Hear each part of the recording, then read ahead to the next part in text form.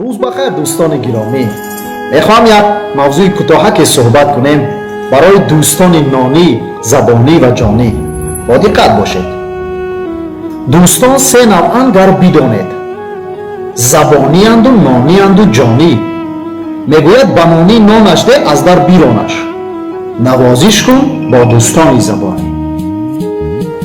ولی یکی دوست جانی را به دست آر، به جانش جان بده گر میتوانی. ولی افسوس که دوستان این زمانه مانند گل انارند، از دور جلوه دارند، از پیش بوی ندارند. به همین خاطر گفتنیم که تا توانی دوستان را ترمه کن، دوستان نانی و زبانی را ترمه کن. ولیکن دوست جانی آمد، سخت در آغوش گیر، رسم خوبی تاجیکان را گم بکن.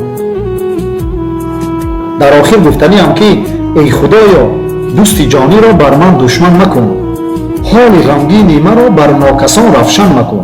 من ندانم کی به من دوست و کدامش دشمن است، همش رفشن به تو هیچ یک امتحان مکن. به همین خاطر دوستان گرامی، دوستان جانی باشه، نه اینکه زبانی و نانی بلکه حقانی باشه. خدا حافظ.